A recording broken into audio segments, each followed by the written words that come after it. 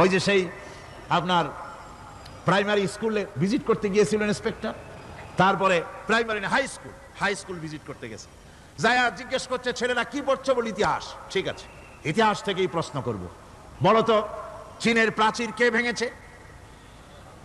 ছেলেরা জবাব দিচ্ছে না, তুমি বলো তুমি বলো, কেউ বলছে না। বেঞ্চের কোনা যে ছেলেটি সে বলছে সর্বনাশ, কেউ যখন স্বীকার করে না এটা তো আমার মাথায় আসবে। সব শেষ ইন্সপেক্টর তাকে বলছে তুমি বলো তো কে ভেঙেছে চীনের প্রাচীর? কয় স্যার, গ্রামে আমার দুষ্টমির যথেষ্ট বদনাম আছে, কিন্তু চীনের প্রাচীর ভাঙার মতো দুষ্কর্ম আমি করি নাই। ইন্সপেক্টর খুব রেগে গেলেন, মাস্টারের দিকে তাকালেন, এই বুঝি আপনার ইতিহাস পড়ানো?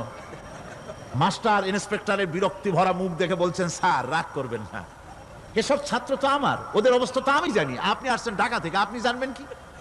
আমি হলপ করে বলতে পারি আমার ক্লাসের কোন ছাত্র চীনের প্রাচীর ভাঙে নাই। ইন্সপেক্টর রাগ হইয়া চলে গেছে হেডমাস্টারের রুমে, যায় বলছে যে আমি আপনার স্কুলের গ্রান্টকে আমি নাকচ করে দেব, মঞ্জুরি আমি ক্যান্সেল করে দেব। কেন? এই অবস্থা।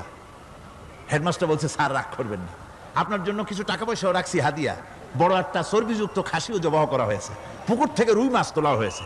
তারপরেও আমার ছাত্ররা টিচাররা বলার পরেও যদি আপনার সন্দেহ হয়ে থাকে যে আমার ছাত্ররাই ভাঙছে, তো ওই আপনি অসন্তুষ্ট হবেন না, রাগ করবেন না স্যার, ওই প্রাচীর ভাঙতে যা খরচ লাগে আমি কিছু খরচ দেবো, তো আপনি রাগ করেন না।